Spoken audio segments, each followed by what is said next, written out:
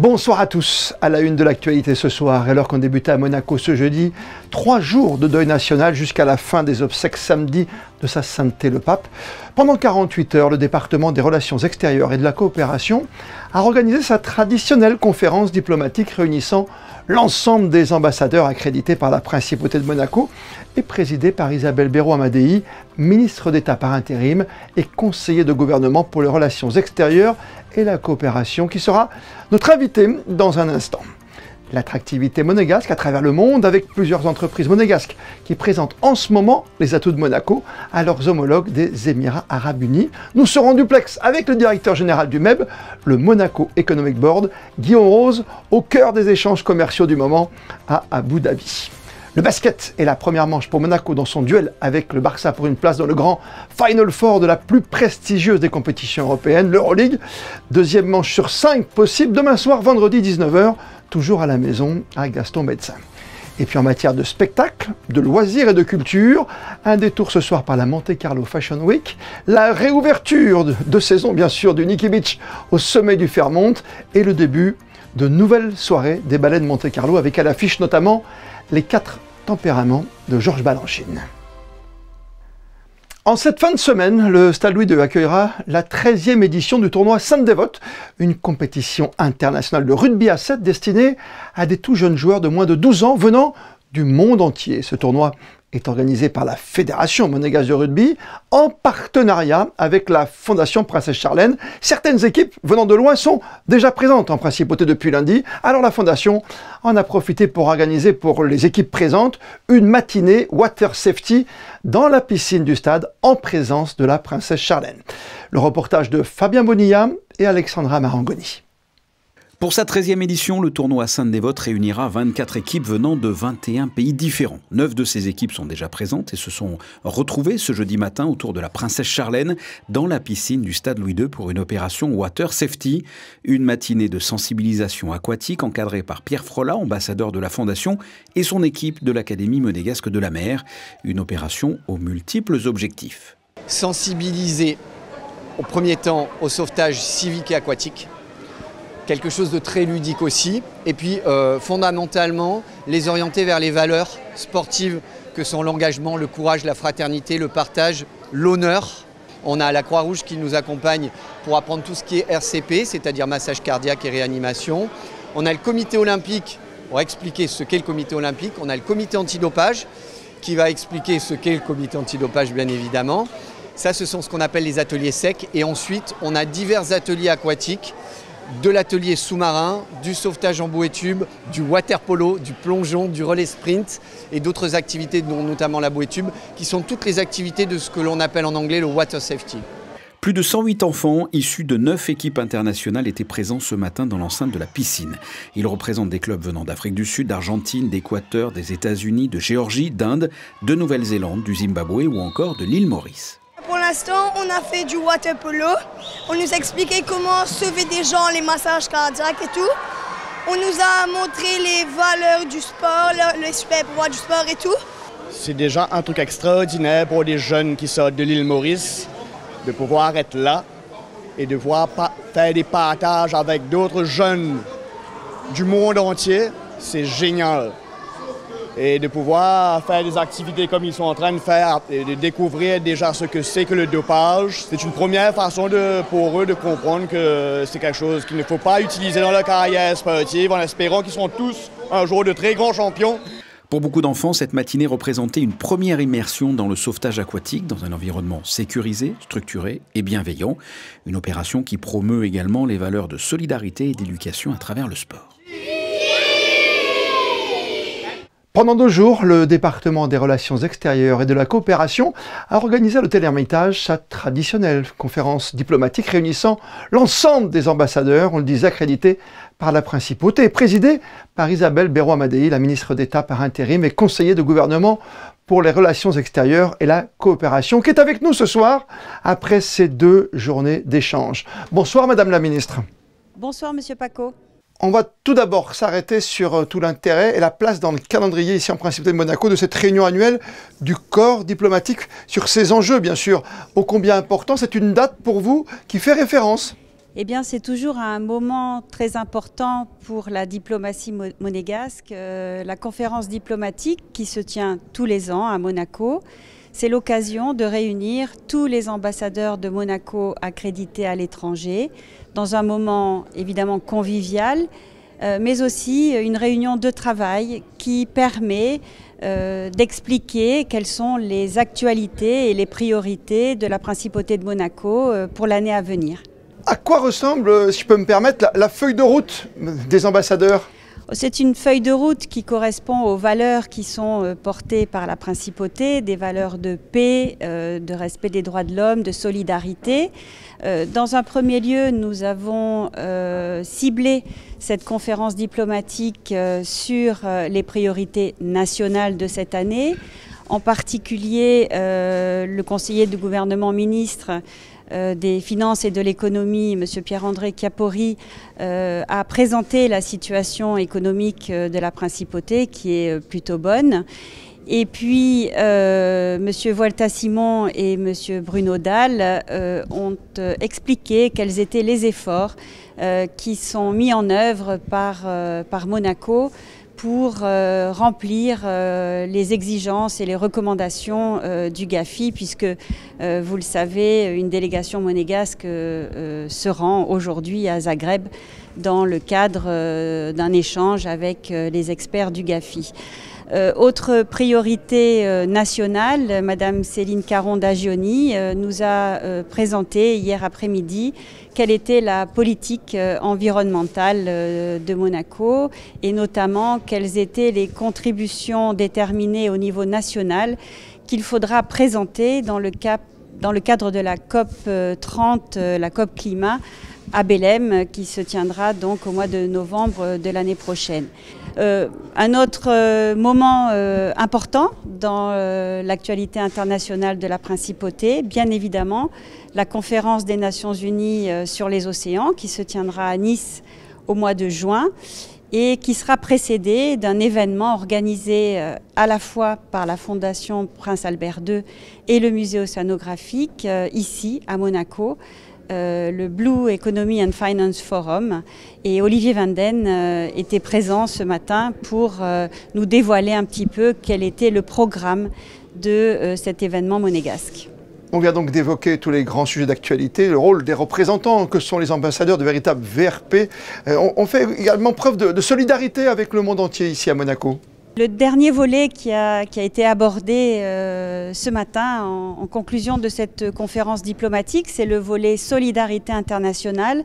Dans un monde actuellement politique assez dégradé, il nous est apparu important de rappeler ce message de solidarité internationale de la Principauté qui est porté bien évidemment par le prince souverain, au travers de la direction de la coopération internationale qui a fait un bilan stratégique des 3 dernières années et qui a évoqué donc les actions à venir dans le cadre du bilan 2025, de la stratégie 2025-2027 qui sera mise en œuvre par cette direction. Monaco, un pays solidaire, les crises actuelles, et elles sont multiples, touchent bien évidemment en premier lieu les populations vulnérables et il nous appartient à nous, la population de Monaco, de se montrer solidaire envers ces populations. C'est quelque chose qui nous tient à cœur et nous avons présenté aux ambassadeurs ce volet plus particulier de la solidarité internationale.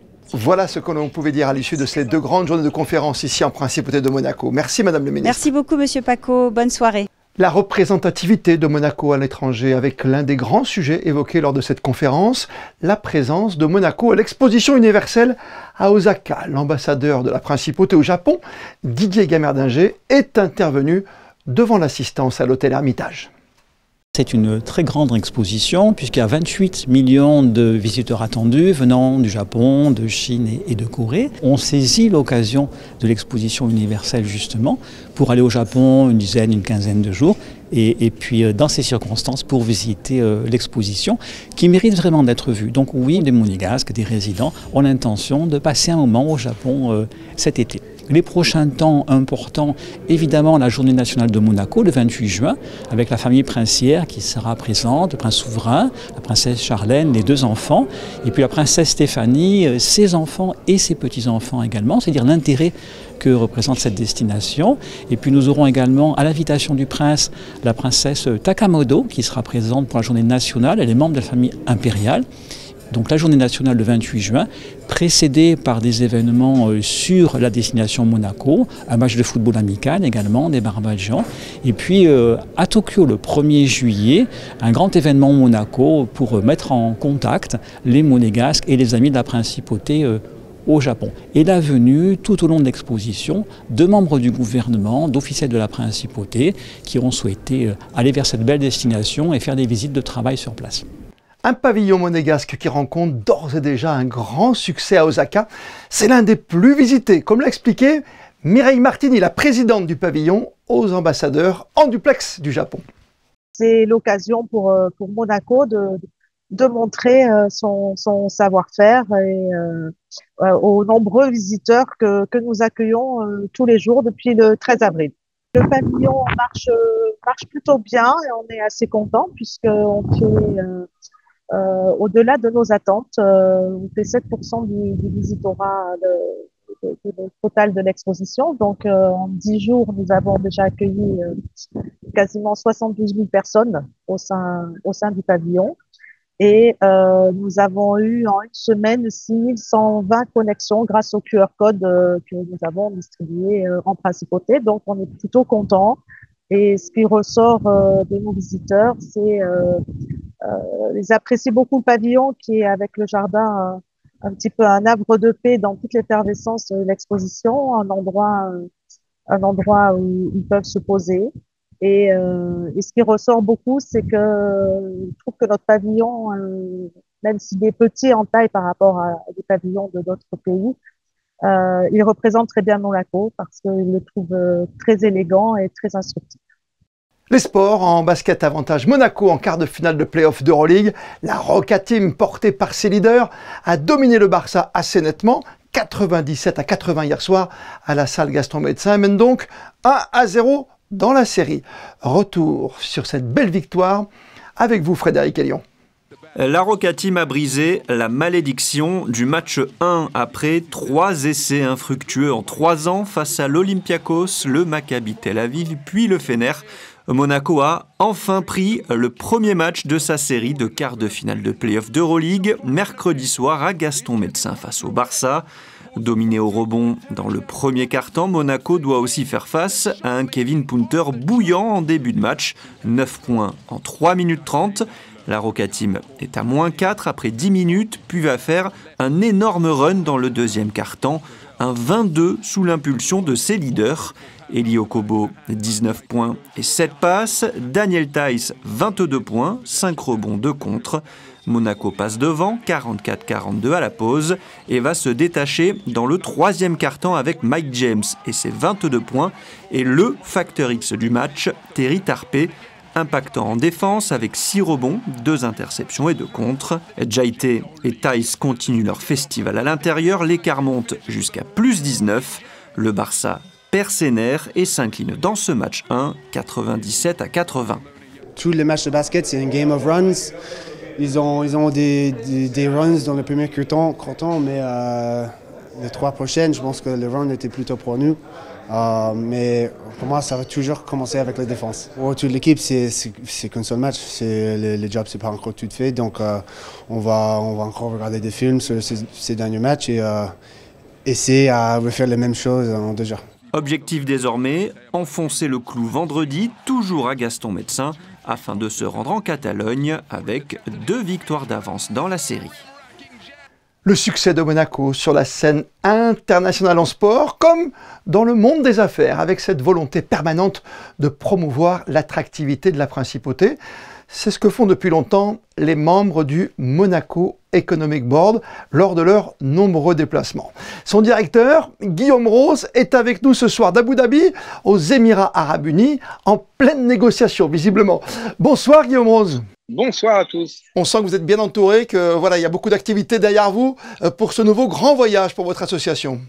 Absolument. On a amené ici 28 entrepreneurs qui sont actuellement derrière moi en train de rencontrer 35 autres entrepreneurs, des entrepreneurs d'Abu Dhabi. Donc, nous, on a amené une très belle délégation monégasque et on a été aidé par la CCI, ce qu'on appelle la CCI, c'est la Chambre de commerce internationale France Émirats Arabes Unis. Et cette CCI nous a fait rencontrer 35 entreprises d'Abu Dhabi. Et là, actuellement, ce que vous entendez, ce sont les négociations. Et nous sommes aussi dans un restaurant. Donc, c'est ce qu'on appelle un buffet de networking. Avec quel secteur concerné pour ce déplacement? Alors, nous avons beaucoup de secteurs bancaires, beaucoup de finances. Nous avons de l'assurance. Nous avons des startups. On a la chance d'avoir avec nous Sandrine Sauval et Monaco Tech, qui est venue avec 3 startups extrêmement intéressantes parce qu'il faut savoir que les entreprises d'Abu Dhabi, mais aussi les institutionnels, sont extrêmement intéressés par les nouvelles technologies. Et là, on a vraiment un label Nouvelle Technologie Monégasque qui se vend très bien ici. Ça, c'est un atout vraiment séduction? Ah oui, complètement. Les entreprises d'Abu Dhabi et les institutions ne manquent pas d'investisseurs, ne manquent pas d'argent, il n'y a aucun problème. Simplement, ils cherchent des idées. Ils cherchent des technologies, ils cherchent des gens qui sont dynamiques, qui ont inventé quelque chose de leur côté et qui peuvent le vendre ici. Et ici, on développe les idées, justement. On a eu déjà beaucoup de présentations des chambres de commerce d'Abu Dhabi, notamment, et puis de tout l'écosystème d'Abu Dhabi qui consiste à vraiment aider les entreprises à se développer. Et là, on vient avec des entreprises qui ont des projets, avec des entreprises qui ont des technologies, qui veulent les vendre. Et puis, bien sûr, on vient avec notre secteur bancaire qui est fort. On vient aussi avec du conseil en entreprise, on vient avec des conseillers juridiques, on vient avec de la logistique. Donc, on a un petit peu, nous aussi, un écosystème à vendre à Abu Dhabi. Et jusqu'ici, ça se passe extrêmement bien. Comment êtes-vous considéré? Alors, Monaco a attiré profondément les gens d'Abu Dhabi qui sont des gens habitués à une stabilité politique. La stabilité politique monégasque, c'est quelque chose qui pour eux est très important. La continuité qui est assurée par le prince, pour eux, c'est très rassurant. Ça veut dire que quand ils commencent un business avec une entreprise de Monaco, et Dieu sait qu'au Moyen-Orient, le business ne se fait pas du jour au lendemain, il faut venir, les rencontrer, les revoir, et eux ne veulent pas de changement en général, ils veulent la stabilité. Donc, ils sont très, très contents de parler avec les gens de Monaco, puisque pour eux, Monaco, c'est la stabilité. Et puis, il y a une véritable admiration pour la famille princière. Les gens d'Abu Dhabi nous en parlent souvent. Donc, on a une excellente image ici au Moyen-Orient. Quand on rentre dans un déplacement pareil, est-ce qu'on rentre avec un vrai contrat déjà signé ou ça se discute très, très longtemps après? Est-ce que c'est un long chemin finalement pour arriver à un accord? C'est une bonne question parce que les gens nous la posent beaucoup. Mais en fait, non. Il faut savoir qu'au Moyen-Orient en particulier, personne ne signe d'accord après une première rencontre. L'idée, c'est vraiment une première rencontre, ensuite on recontacte, on teste la fiabilité du partenaire. Et au Moyen-Orient, ce qui est très important, c'est l'humanité de votre contact. Même si votre idée est excellente, si vous venez la vendre en disant c'est ça et pas autre chose, on ne va pas vous prendre. Ici, le rapport humain compte pour le business autant que l'idée elle-même. Le temps de cette interview, j'ai vu que des gens s'étaient un petit peu déplacés. On peut changer de table, visiblement, négocier un peu à droite, à gauche? C'est ce qu'on appelle une sorte de speed dating. C'est très simplement un speed dating. Vous avez les gens qui vont d'un côté, de l'autre, qui passent pour aller à la table suivante, qui ont demandé à rencontrer, par exemple, on est venu avec 6 banques, ils ont demandé à rencontrer une, ils l'ont fini, ils vont voir la seconde, etc.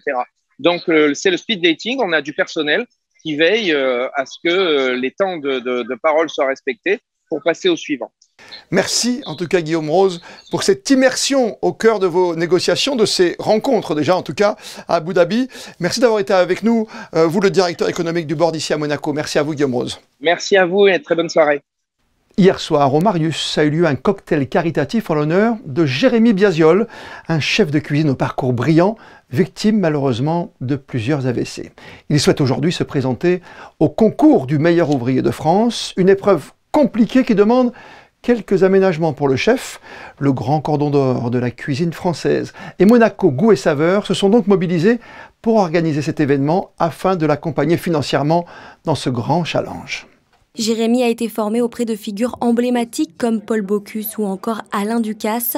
Il a obtenu sa première étoile Michelin en 2012. 7 ans plus tard, il est victime d'un AVC à seulement 39 ans. Ça ne l'arrêtera pas. Il souhaite maintenant essayer de décrocher le titre de meilleur ouvrier de France en ayant plusieurs handicaps. Après un coup dur dans la vie, un accident, des AVC comme moi, ça m'est arrivé ou d'autres problèmes, on peut se reconstruire.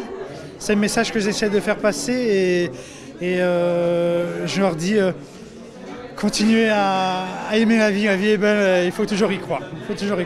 Le concours du meilleur ouvrier de France, c'est un concours qui est très demandeur en termes d'énergie. Malheureusement, le handicap engendre d'autres conséquences qui sont aussi financières, sociales et plein d'autres conséquences derrière. C'est un genre de tourbillon infernal. Quelqu'un de humble et de souriant malgré les difficultés de la vie, des qualités qui ont touché les associations monégasques qui ont souhaité tout mettre en place pour lui venir en aide. Tout le monde a répondu présent, vous voyez qu'il y a beaucoup de monde ce soir. Et c'est vraiment une cause qui me tenait à cœur. Le Cordon d'Or et Monaco Goût Saveur, c'est deux associations qui sont monégasques et où on s'occupe beaucoup de choses comme ça, de soutien aux personnes, aux enfants. Nous, Monaco Goût Saveur, c'est beaucoup les enfants. Et voilà, et là, c'est une cause qui est complètement dans ce qu'on sait faire. Donc vraiment, on est heureux de voir tout ce monde avec nous. Lors de ce cocktail, plusieurs grands chefs, dont des anciens meilleurs ouvriers de France, sont venus.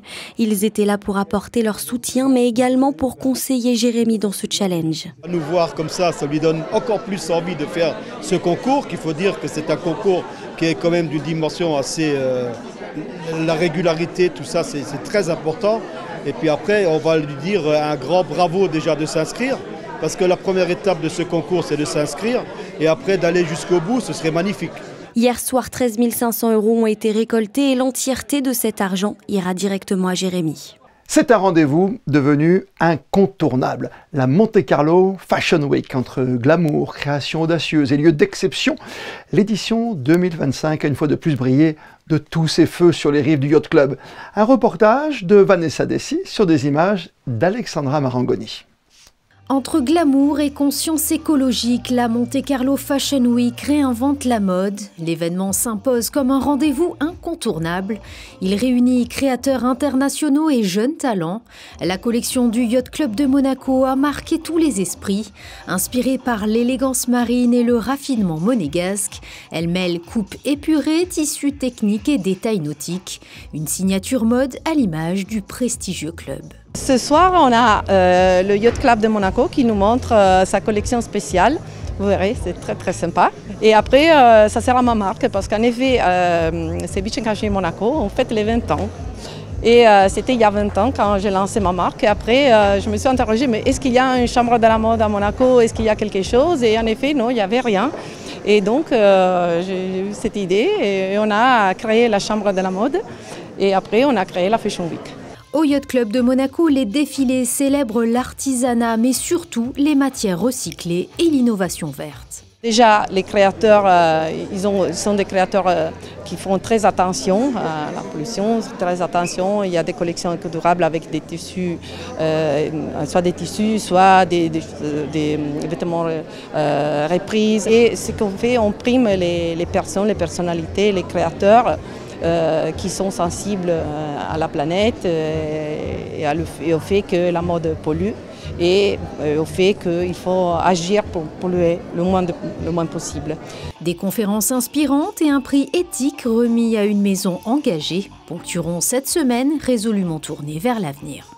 Pour des vacances bien méritées, le Nikki Beach Monte Carlo s'est refait une beauté pour ses 10 ans d'existence, le tout dans un savoir-faire et la bonne humeur pour accueillir de manière toujours aussi fidèle sa clientèle. Reportage signé Léa Dutrouille, Hugo Comassa et Clélia Renaud. Rooftop, baignade et bronzette, le Nikki Beach Monte Carlo a tout pour vous plaire. Vue sur la principauté d'un côté, vue imprenable sur la mer de l'autre, l'établissement est de nouveau prêt à accueillir sa clientèle. Ouvert depuis le 10 avril dernier, le Nikki Beach célèbre ses 10 ans. Pour l'occasion, quelques modifications ont été réalisées. Avec l'arrivée à grande vitesse du Grand Prix de Monaco, toute l'équipe est dans les starting blocks. Depuis 10 ans et depuis 25 ans pour le Nikki Beach Hospitality Group, nous respirons le Celebration of Life tous les jours dans tous les établissements du groupe. On attend de pouvoir célébrer les 10 ans de l'établissement, de célébrer l'anniversaire avec nos clients, nos partenaires locaux, nos équipes et de pouvoir célébrer les événements clés comme le Grand Prix, le Ferragosto au mois d'août et puis le Monte Carlo Yacht Show. Parmi les modifications apportées, le Nikki Beach se voit attribuer une nouvelle fresque artistique ainsi qu'une nouvelle carte, de quoi raviver vos papilles. Au menu du poulpe, des pâtes au pesto rouge et l'incontournable crème brûlée. Pour maintenir son statut de destination incontournable, le Nikki Beach continuera de s'appuyer sur des valeurs qui lui sont chères. Prendre soin de ses clients, prendre soin de son équipe et croire et aimer ce que l'on fait. Pour bronzer en toute tranquillité, le Nikki Beach restera ouvert tous les jours de l'été.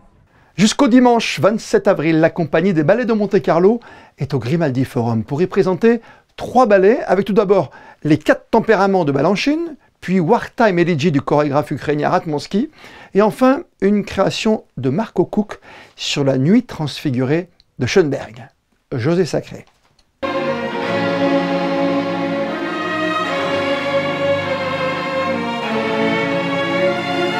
Avec l'Orchestre Philharmonique de Monte-Carlo sous la direction de Gesco Sirvent et en collaboration avec le Printemps des Arts de Monte-Carlo, la compagnie des ballets de Monte-Carlo présente jusqu'au 27 avril au Grimaldi Forum 3 ballets dont la programmation confirme une fois de plus la volonté de Jean-Christophe Maillot d'offrir au public la plus grande diversité de styles chorégraphiques. Et d'abord, les 4 tempéraments de Georges Balanchine, un chef-d'œuvre absolu de l'art chorégraphique dont la présentation à Monaco fait figure d'événement. Mais c'est surtout un événement particulier parce que cette femme merveilleuse qui s'appelle Patricia Neri, qui remonte les ballets de Balanchine depuis 1969 partout dans le monde, dans toutes les plus grandes compagnies du monde, et entre autres au ballet de Monte-Carlo depuis sa création en 1985, Patricia Neri met un terme à sa carrière.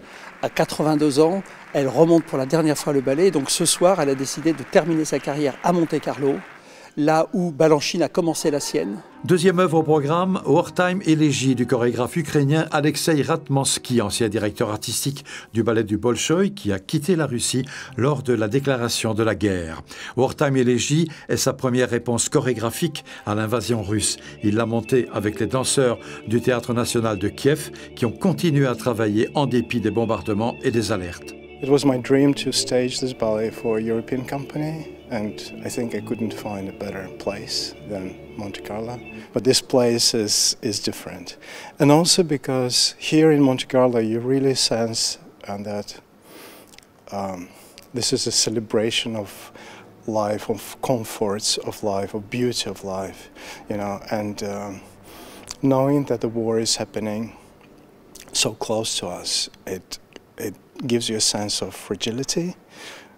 This beauty, this life is so fragile, and could end with just one explosion of a bomb, and that's all gone.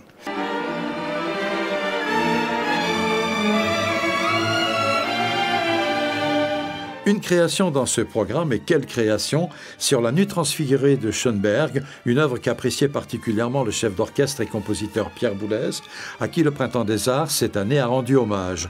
Une musique idéale pour le chorégraphe Marco Cucche, un chorégraphe au style à la fois émouvant et frénétique, qui était invité à travailler avec les ballets de Monte-Carlo pour la 8e fois. On dirait qu'il a trouvé aussi une façon monégasque, non, une facette monégasque de Marco Cucche dans sa chorégraphie. C'est chic, c'est profond, c'est individuel, c'est magique, c'est un rêve, et tout ça se passe en 30 minutes. Et c'est beau de voir ça. Je te quitte maintenant.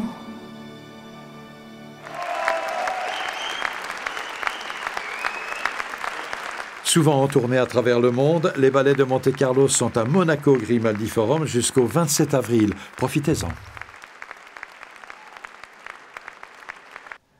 La direction de l'éducation nationale, de la jeunesse et des sports informe les parents d'enfants âgés de 3 à 12 ans et scolarisés dans un établissement public ou privé de la principauté qu'ils peuvent désormais procéder en ligne à l'inscription administrative au centre de loisirs Albert II pour l'année scolaire 2025-2026. Cette démarche s'effectue via le téléservice dédié, accessible sur le site suivant, loisirs au pluriel, denjs.gouv.mc. Les inscriptions en ligne sont ouvertes jusqu'au 15 juin, attention, 2025. Dans un instant, votre météo pour les heures à venir, signé Marie Bonnet-Blanc. Et comme le veut la tradition, on termine ce journal par les instantanés du jour, consacrés à une activité de sensibilisation de la part de la Fondation Princesse Charlène. Une matinée water safety à la piscine du Stade Louis II à l'occasion du tournoi de Sainte-Dévote qui débute demain pour de jeunes champions de rugby en herbe venus de plusieurs pays. Les photos sont signées Manuel Vitali. Demain, c'est Sarah Nkari que vous retrouverez à 19 h pour un tout nouveau journal. Et n'oubliez pas, samedi 10 h en direct sur Monaco Info, la retransmission de la cérémonie des obsèques du pape François, avec aux commentaires Geneviève Berthy et le père Olivier Mathieu. D'ici là, belle et bonne soirée à toutes et à tous, et plus que jamais, vous le savez, vous êtes bien sur Monaco Info.